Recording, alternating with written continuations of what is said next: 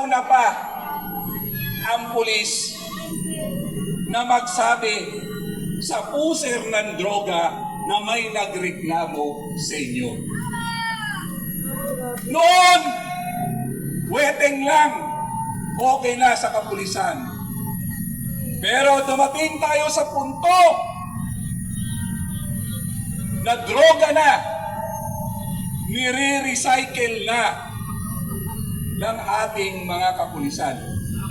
Saksi ho ako at kasama ko po ito, si Agent Jonathan Morales. May isang punto na wala nang mapupuntahan ang aking mga nasasakupan. Kaya ang inyong abang lingkod, niralihan ko na ultimo istasyon ng pulis sa amin. Maraming death threat, pero hindi ho nagpatinag ang inyong kaharap. Dahil ginagampanan ko lang ang aking sinumpaang katungkulan na ipinagkaloob ng mamamayan at ipinagkaloob ng Diyos. Lahat po kaming lingkod bayan, nanunumpa po kami. Halos tuwing flag raising ceremony.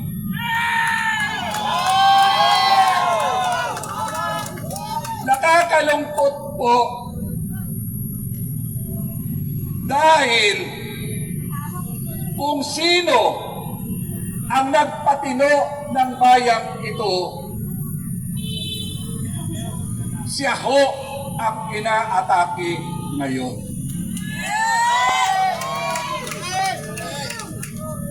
Nung naupo po ang ating Presidente Duterte, napatunayan po na tama ang inyong abang lingkod dahil karamihan ng Ninja Cup galing sa istasyon ng aking nasasakupan na noon pa man ay aking pinagraralihan.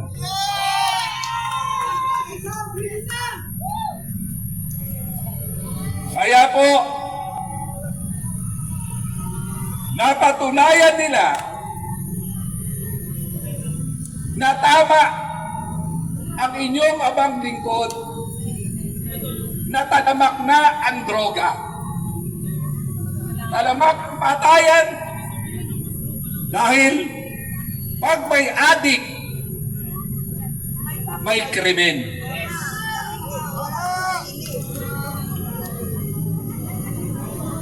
Alam niyo ho,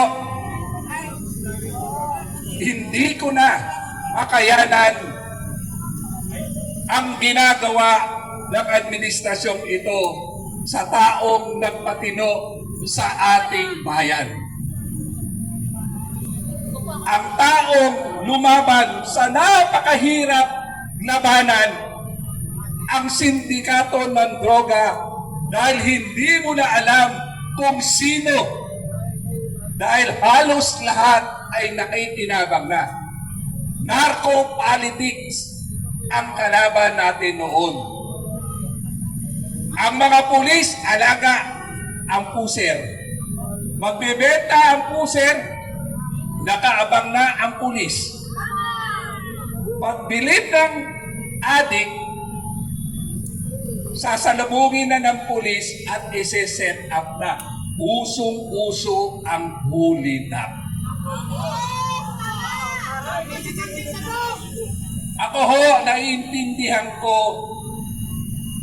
kung bakit binabalikan ngayon ang ating presidente dahil 6 na taon silang nagutom. 6 na taon nasira ang kanilang pagnanakaw sa pondo ng kaban ng bayan.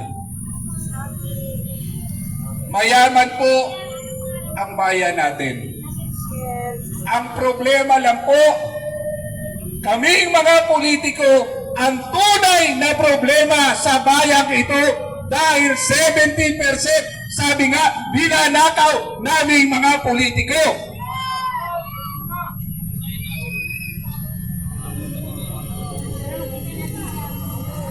Alam niyo ho, pinag-isipan ko maigi kung lalantad na ba ako. Sa nangyayari po ngayon, 66 years old na po si Tatay Rani.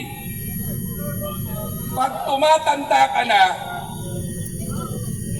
gusto mo lang, naiintindihan ko yung mga lolo ko noon at lola. Gusto na lang nila na magkaroon ng katahimikan, magkaroon ng kapayapaan para sa mahal nila sa bayan. Ang hirap po ipaglaban ang tama ngayon. Pero, kung walang titindig sa tama, tuloy-tuloy po ang kasamaan na dinulot ng ilang mga politiko na mga buhaya. Sa barangay ko po, ang may pinakamalaking crocodile farm.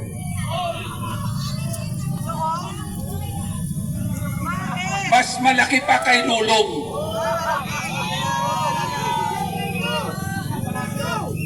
Kaya ito po mga kasama ko nandito ngayon, nagpasya po kami na tumindig na. Kami pong maisog sa Quezon City, hindi na papayag na magsasawalang ibo. Kami po ay titindig ngayon sa tama dahil alam ko marami pa rin Pilipino na nakikiramdam na kagaya ko noon. Baka ngayon, sabay-sabay tayong titindig. Tama na! Sobra na!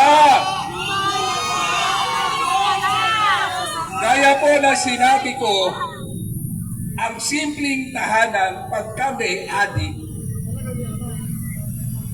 problemado na ang tahanan. Lalo na kaya kung ang ating presidente ay adik.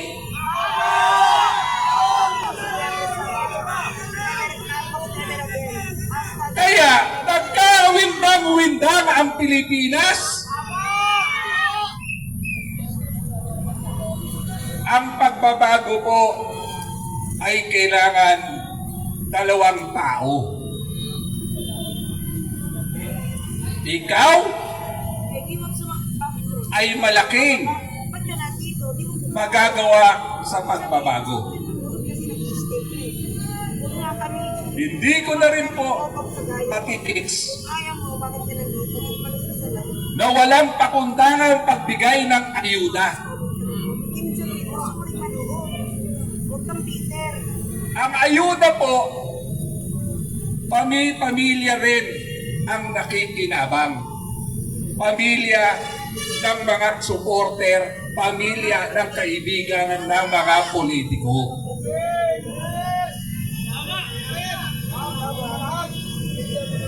Papayag pa po ba kayo? Mananahimik pa rin po ba kayo? Baka naman pwedeng samahan nyo na ako sa pagtindig dito alang-alang sa mga susunod na henerasyon. Kung hahayaan po natin ito, pwedeng kakayanin natin. Pero yung mga mahal natin sa buhay, sila ang tatamaan ng gusto.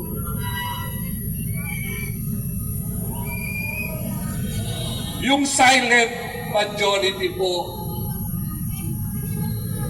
yung kasama ni Marites,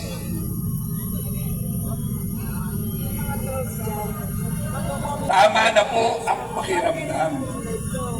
Tama na po ang pagmamadyag. lumantad na po tayo. Dahil mas makapangyarihan ang taong bayan kaysa mga salot sa lipunan. Napatunayan ko na po yan nung ako po ay kapitan ng Barangay Batasan Hills.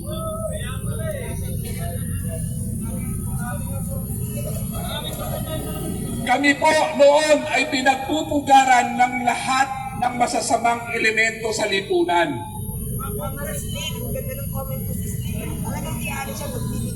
Kaya magkaisa na ho tayo. Ang solusyon ng problema nito, ikaw, ako, tayo ay sama-sama sumigaw na tama na.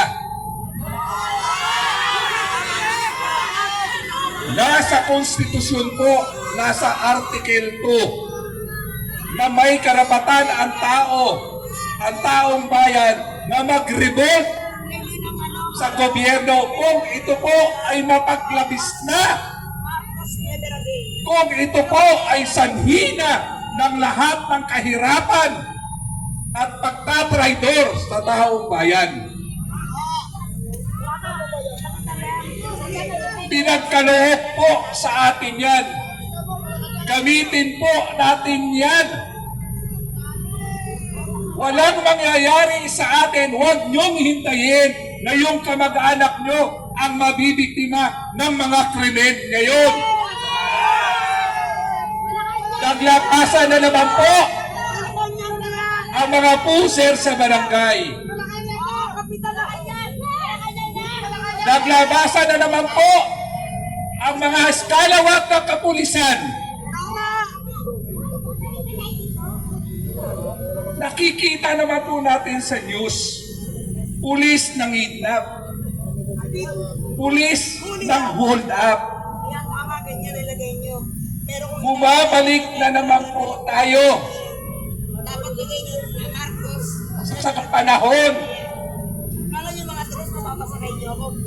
nang ang namumuno sa atin ay mga narco-politics. Mga kababayan ko, uulitin ko po, ang gobyerno may obligasyon sa taong bayan. Pero ang taong bayan may karapatan paalasin ang gobyernong salot sa bayan.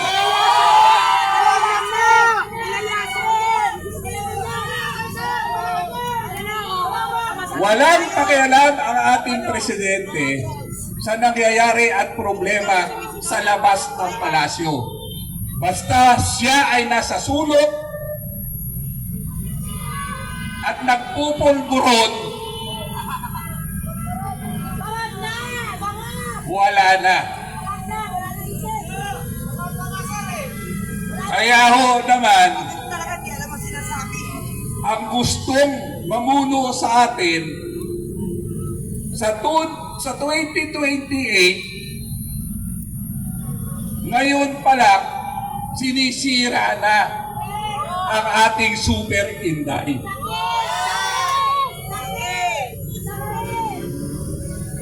At ang binabala niya, yung mga bayaran niyang congressman.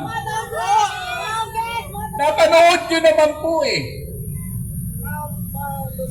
kung paano ang kabalbalan ng mga congressman na ipahiya si Super Inday. Pero dahil si Super Inday malinis ang buthi, malinis ang hangarin, bumuwelta sa mga buhayang walang kabusugang. Talagang buwaya, laging guto. Oo, buwaya, laging guto. Mga congressman. Tumatapang dyan. Ang ganakaw May pastor pa. Nakakrus pa.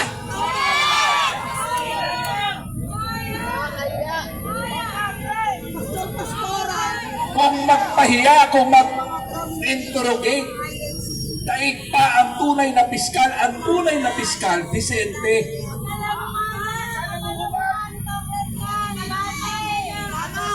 Pero itong pastor na to, ang tulis ng dila. Mukhang sanay, kumibod ang dila niya.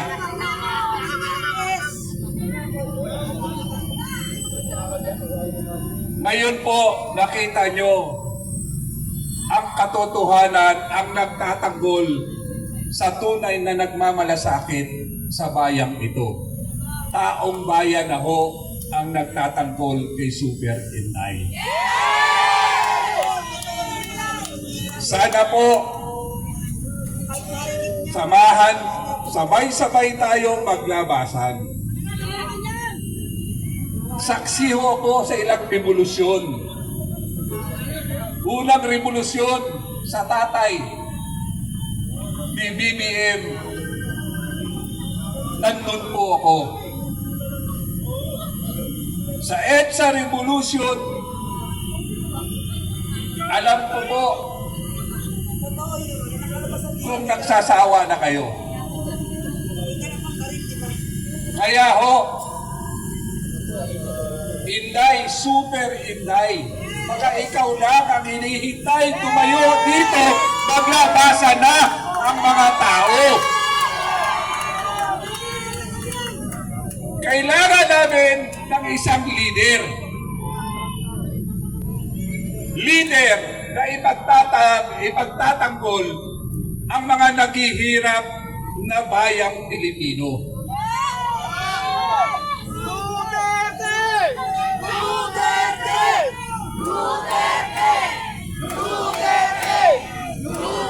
Parang awa na po ninyo. Gumising na ho tayo. Dahil pag hindi pa ho tayo gumising, huwag nating hintayin na umabot pa sa eleksyon na ito dahil ninanakaw na nila ang yaman ng bayan para ipambili ng boto ninyo. Kaya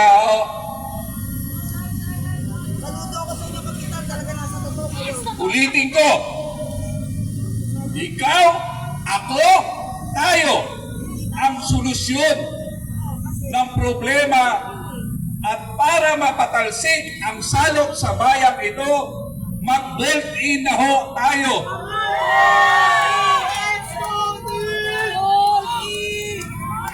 Super Inday, tumindig ka na sa amin.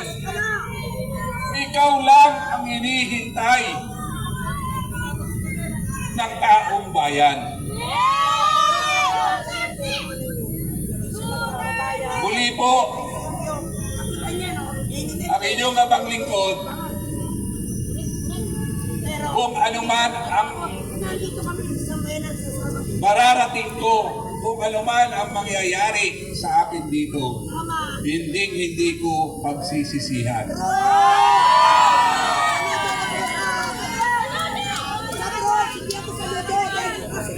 Mapalad ko dahil ang mga anak ko ay stable na. Mapalad po ko dahil kahit kailan hindi ako pinabayaan ng Diyos. Kaya utang ko sa Diyos, utang ko sa taong bayan na ipaglaban ang katotohanan. Huwag matakot, huwag magpauto. Pigilan na ang paglulustay ng kaba ng bayan ng mga ilang politiko. Sama-sama ho tayo. Muli, bawal ang mapagod, bawal ang matakot.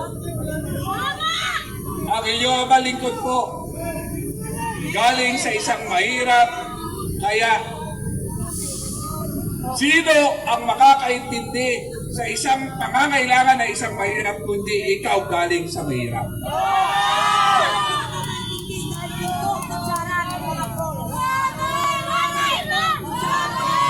Ulitin ko, huwag nating hintayin na ang magiging biktima ng mga bangag na ito ang ating pamilya. Mabuhay! Maraming salamat sa pagkakataon at kasama niyo ako sa labang ito. God bless po sa ating lahat. Maraming salamat po muli.